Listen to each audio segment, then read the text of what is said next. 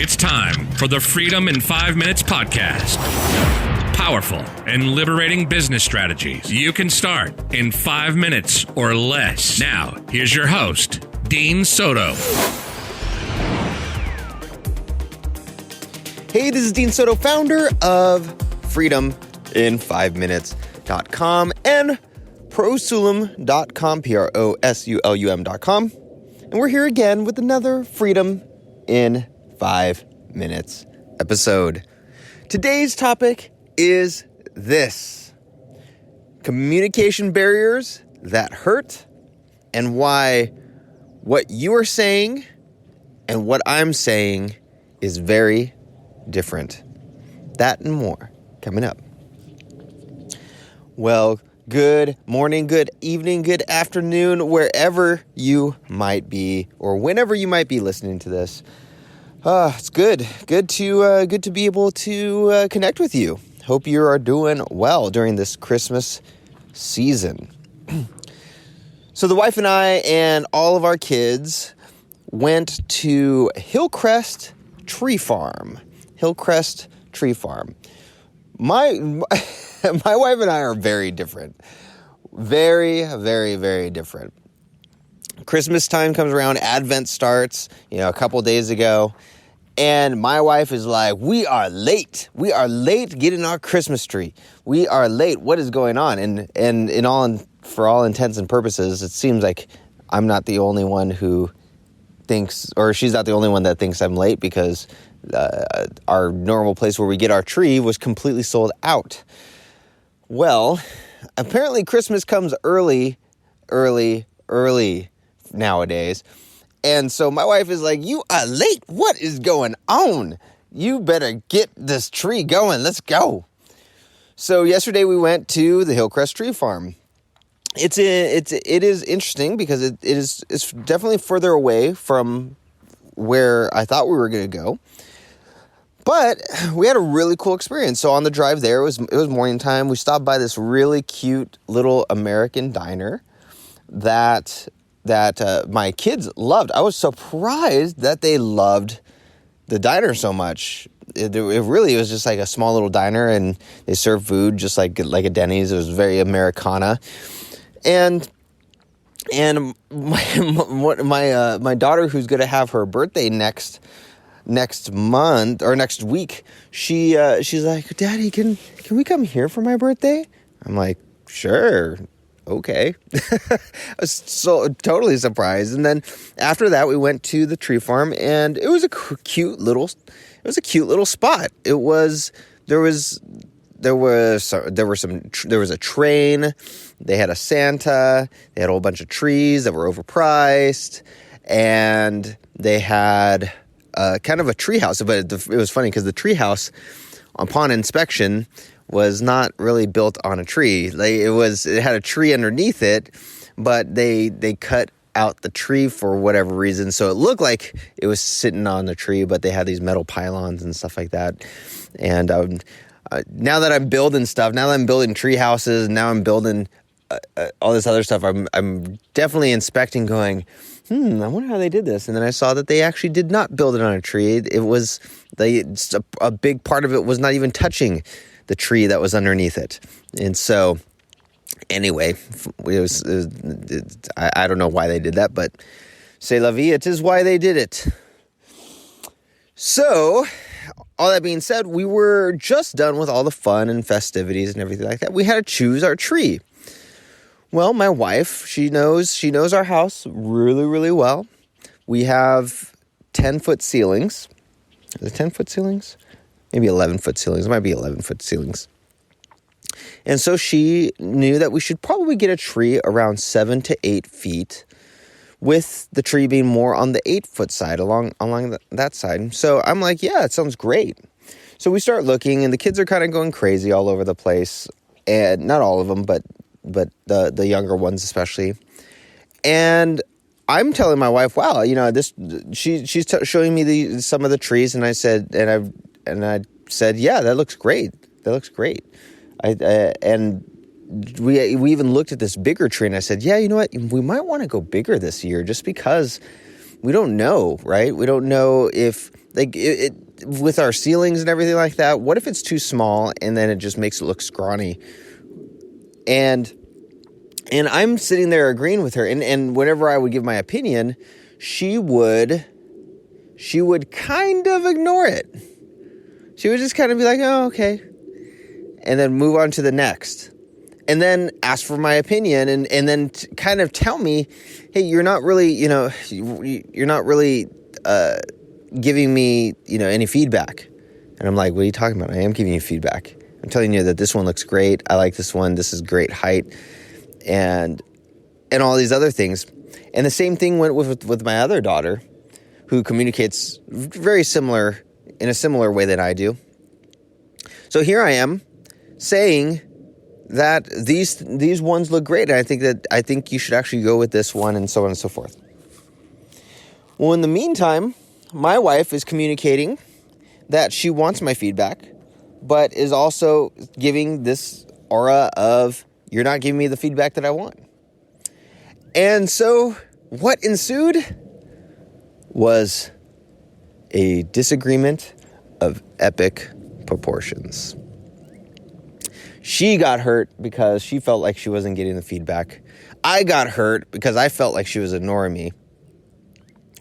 And when it all came down to it, she ended up just grabbing a tree, asking two of the kids that she really, really communicates well with, asked two of the kids what their favorite tree was, got that tree, and got it all set up to go and everything like that.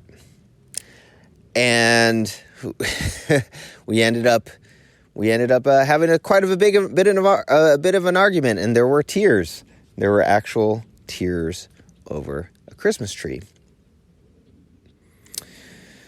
And when all is said and done, it was actually pretty cute, because we had to go to Target so we can get some food for church, because we were going to church that night, and we were bringing food for after the service and everything like that.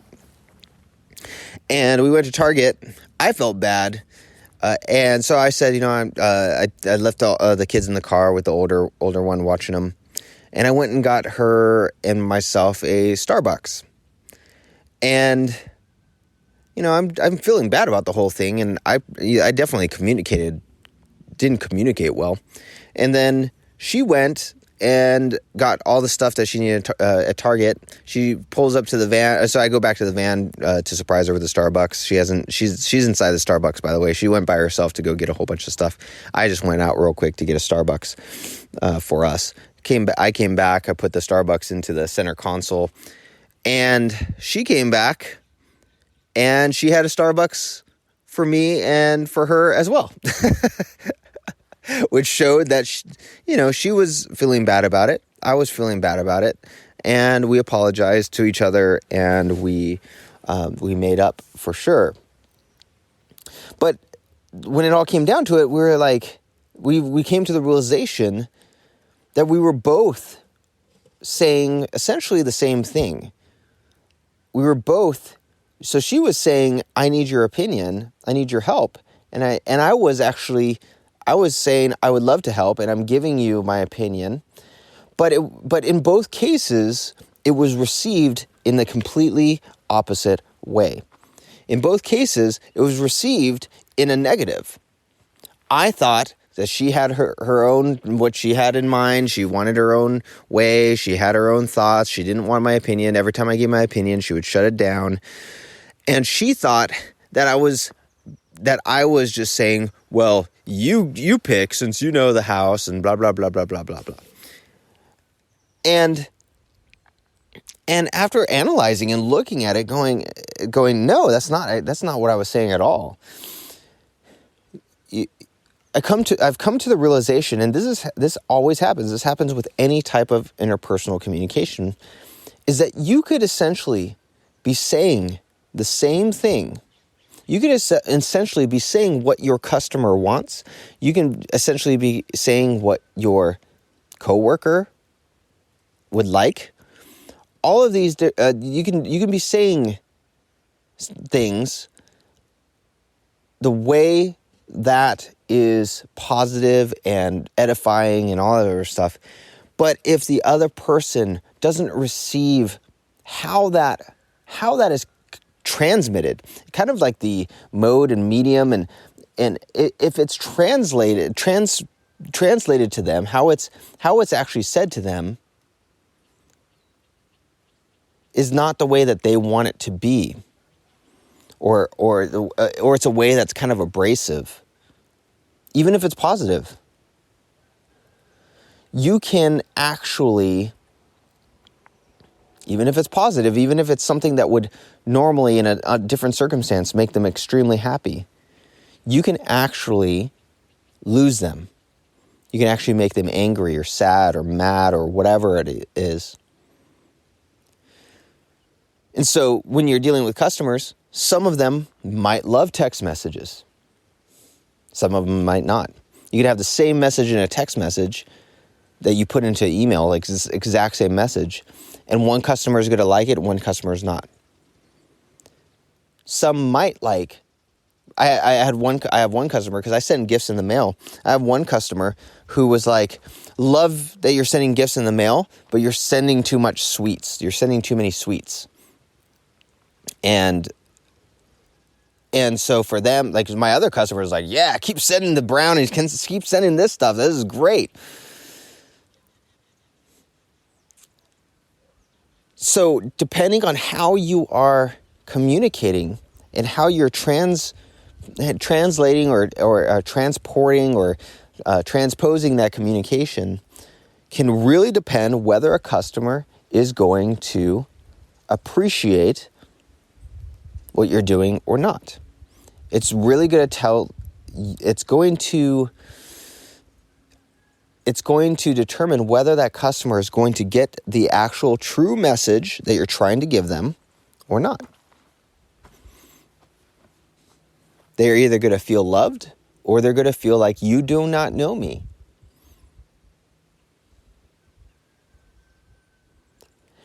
And it's through that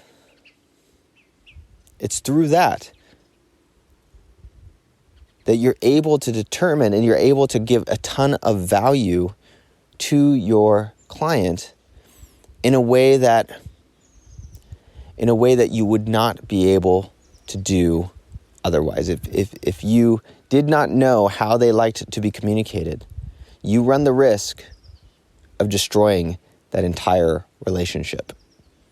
Even if you are giving them what you feel, what you believe to be nice things, to be value-added things.